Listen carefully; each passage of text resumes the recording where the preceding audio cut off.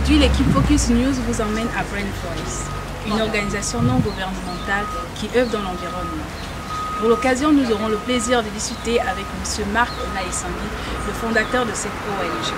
Bonjour M. Marc Ona. Bonjour. Merci de nous recevoir dans votre structure. C'est moi. Ok. Pour ceux qui ne vous connaissent pas, est-ce que vous pouvez vous présenter au public, s'il vous plaît?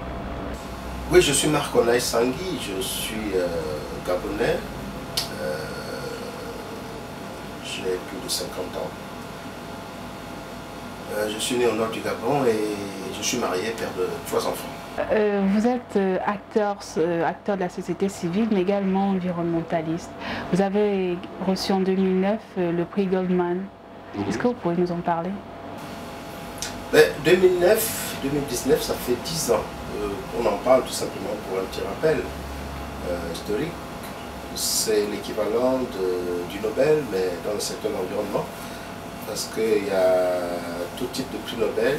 Le seul prix Nobel qui n'est pas attribué, c'est le prix Nobel de l'environnement. Et ce prix a été conservé par les Américains à travers une fondation, la fondation Goldman, qui a été créée par Richard Goldman.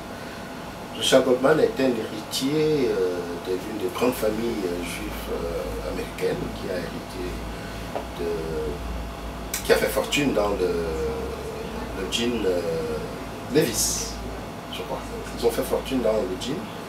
Et cette famille a décidé de consacrer une bonne partie de cette fortune chaque année à récompenser des acteurs dans le monde un par continent, qui essayent d'apporter leur contribution à la défense de l'environnement et surtout de l'écosystème mondial, l'écosystème forestier, l'écosystème marin.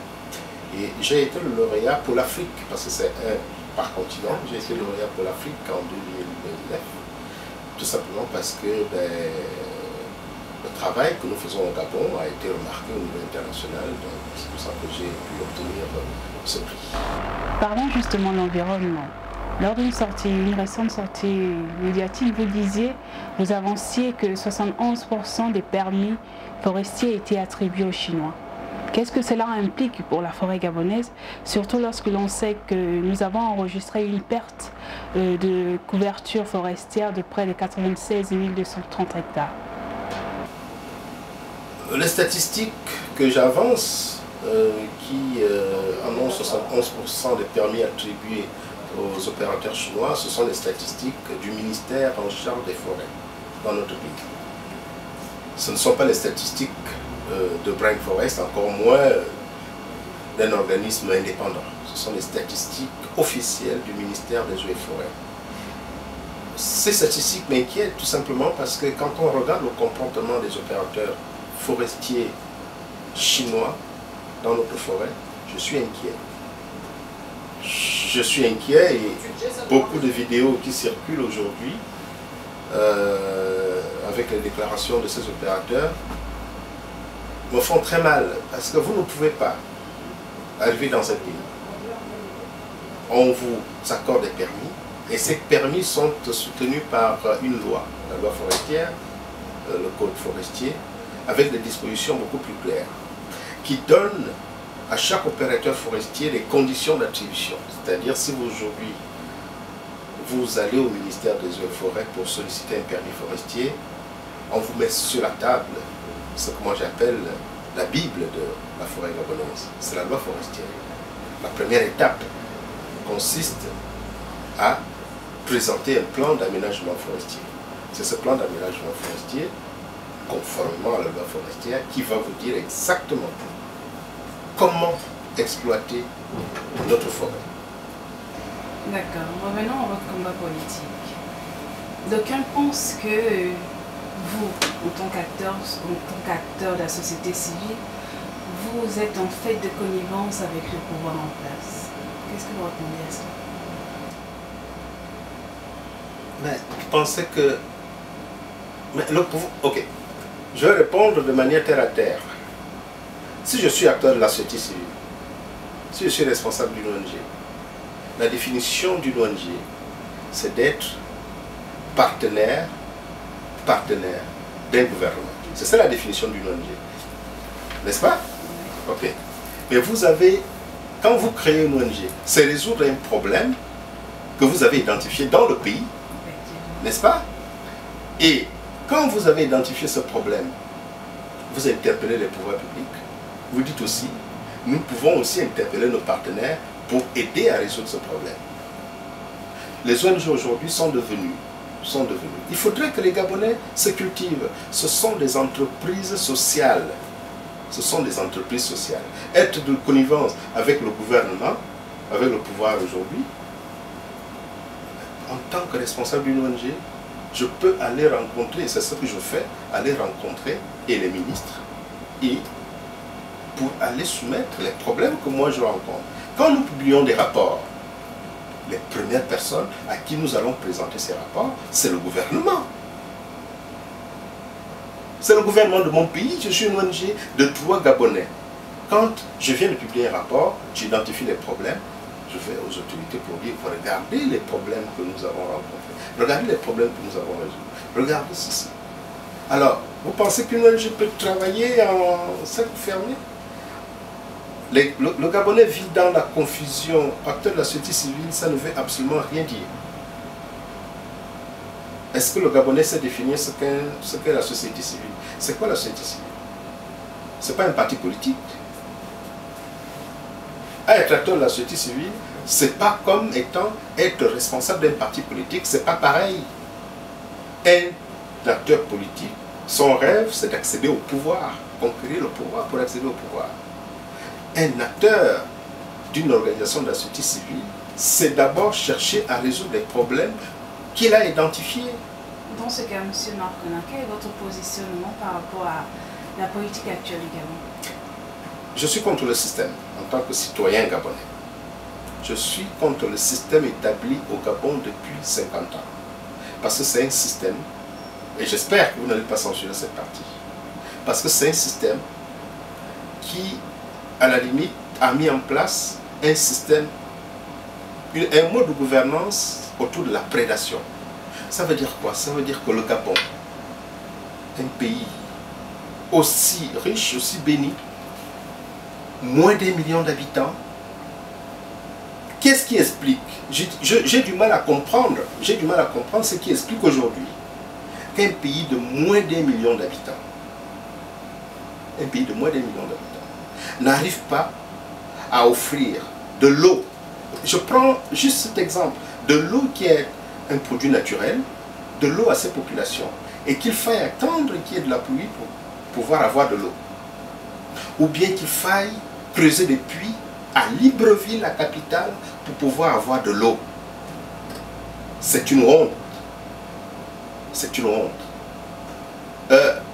Je prends cet exemple, je ne sais même pas la peine de rentrer dans les autres considérations. Rien que pour la distribution de l'eau, c'est une honte. En 50 ans de pouvoir, avec toutes les ressources que nous avons, je voudrais rappeler à ceux qui nous écoutent que le Gabon est producteur du pétrole depuis bientôt 100 ans. Le Gabon produit le manganèse depuis plus de 40 ans. Le Gabon a produit l'uranium pendant, je dirais, 40 ans. Le bois, on n'en parle même pas. Mais c'est dans ce pays où, pour joindre une ville du centre à une ville du sud, c'est la croix et la bannière. Pour manger, pour aller à l'école, vous imaginez qu'au Gabon, il n'y a même plus un seul internat. Ça veut dire que les enfants des pauvres sont obligés de se débrouiller en ville, alors que nous avons un fort pourcentage de la population qui vit à l'arrière-pays. Est-ce que vous imaginez que la France, les États-Unis, je reviens de la Norvège, ces pays ont encore des internats? Internat, ça veut dire que quand un parent souhaite que son enfant aille apprendre dans de bonnes conditions, au-delà de la famille, on l'inscrit à l'internat. Il n'y a même plus d'internat dans un pays, dans ce pays. Pour une population d'1 million d'habitants, je ne veux pas parler de la question de la bourse parce qu'on va me dire qu'il y a des pays qui n'offrent pas la bourse. Au Gabon, il n'y a plus d'internat. Même les campus universitaires n'existent plus. Pour un pays de moins d'1 million d'habitants, alors que les pays qui sont mieux nantis ont encore ces structures. Les pays qui sont moins producteurs des ressources que nous avons font mieux. Dans ce cas, M. Marcoma, direz-vous que le gouvernement ou le pouvoir qui est aujourd'hui le nôtre mérite de continuer ou doit tout simplement rendre son talent? Mais si je suis contre le système, il y a bien longtemps que les incapables qui sont au sommet de l'État depuis 50 ans, le PDG, c'est déjà parti. Parce que, honnêtement, s'ils ont une petite conscience humaine, ils ne seraient même pas là en train de chercher à s'accrocher. Citez-moi un seul pan où ils ont réussi. Ça ne fait que se dégringoler. Même les acquis des vrais citoyens, je dirais des nationalistes, ont laissé au Gabon. Ces acquis sont partis. J'ai failli pleurer quand j'ai vu que l'antenne Paris d'Africa numéro 1 a changé. C'est maintenant Afrique Radio. Mais où est passé Africa numéro 1? Vous êtes des communicateurs qui faisaient la fierté du Gabon. Zéro.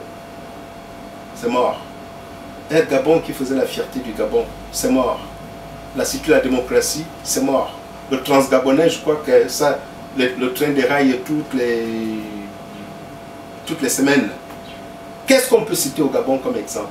En matière d'éducation, nos universités étaient quand même bien loties. Mais que reste de l'université au Gabon? Que reste de l'école gabonaise?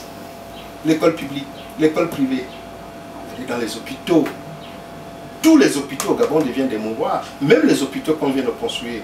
Ali Bongo lui-même, dans son dernier discours, qui est l'héritier. Ali Bongo qui est l'héritier de celui qui a mis ce système en place. Lui-même, dans son dernier discours, il a reconnu que même au niveau des hôpitaux, il n'y a que les murs. Un mot de fin? On continue à le dire. Le mot de fin, c'est que le Gabon ne va pas disparaître parce que les Bongos ne sont plus au pouvoir. Le Gabon va rester. Le Gabon va rester. Ceux qui sont au pouvoir aujourd'hui vont partir. La preuve, il y a un balai au niveau du gouvernement. Il faut aussi qu'il y ait un balai au niveau du sommet de l'État. On ne va pas prendre tout un pays en otage parce qu'une famille veut s'accrocher. C'est notre fin. Il faut déployer la vapeur du pouvoir.